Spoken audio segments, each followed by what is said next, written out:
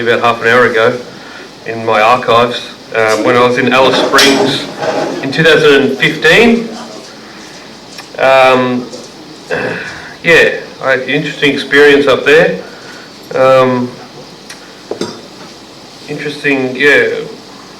The racial tensions in particular really stood out to me, and so I wrote this about that. It's called Alice Springs NT, Observations of a Southerner. The left, cosmopolitan, fashionable, public sector darlings not yet fatigued. They preach Aboriginal liberation from the Baroque Antipodeans, safety of Fitzroy-styled bars and quirky cafes in malls come alleyways, functified in unpeeled vintage. Tattooed baristas, chiselled and bronzed, attending to their extravagances. Arente, Pitch and Tajara, Walpiri exist only in the shadows, drifting charcoal ghosts, silent. The others, undifferentiated, stooped over the gritty counter of Todd Tavern. No spritzy young asses in skin-hugging Technicolor tights here.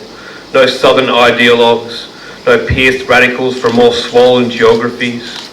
This, the blackfellas bar, where the labouring, desert-throated whites and blacks converge, engage, where race relations are fluid, complex, deep, and contingent.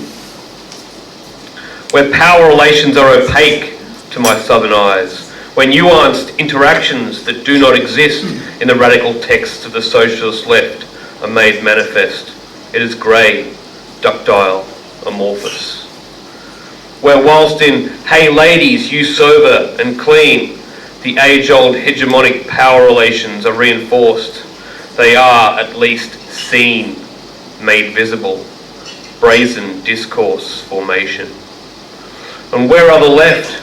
Across town, bathing in soft exclusivity, covert power existing only at the peripheries, milk-white ghosts, silent. Where stumbling blackfella, gangly, backed by a canvas of red earth and desert gloaming hangs in the doorway, eyes like rattlepods. You sober, you clean, the weathered bar girl asks. You've been racist, our fucking country, you've been racist, he retorts. The power imbalance acute, the Foucauldian hegemony, government sanctioned, historically interwoven, blatant, real, open and raw.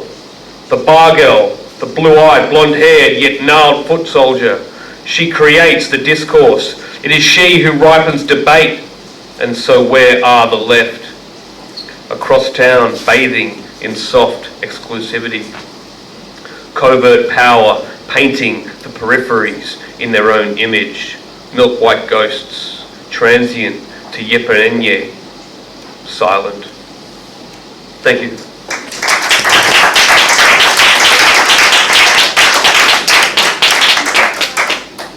And I'll read a retrospective.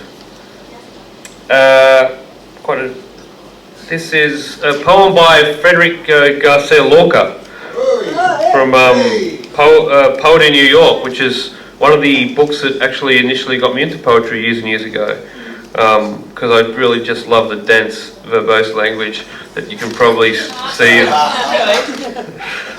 in my own shit. Which has been called out before. So this is Dawn. Dawn in New York has 4 columns of mire and a hurricane of black pigeons splashing in the putrid waters. Dawn in New York groans on enormous fire escapes, searching between the angles for spikenards of drafted anguish. Dawn arrives and no one receives it in his mouth, because mourning and hope are impossible there. Sometimes the furious swarming coins penetrate like drills and devour abandoned children. Those who go out early know in their bones there will be no paradise or loves that blossom and die. They know they will be mired in numbers and laws, in mindless games, in fruitless labours. The light is buried under chains and noises in the imprudent challenge of rootless science, and crowds stagger sleeplessly through the burrows as if they had just escaped a shipwreck of blood. Federico Garcia Lorca. Thank you.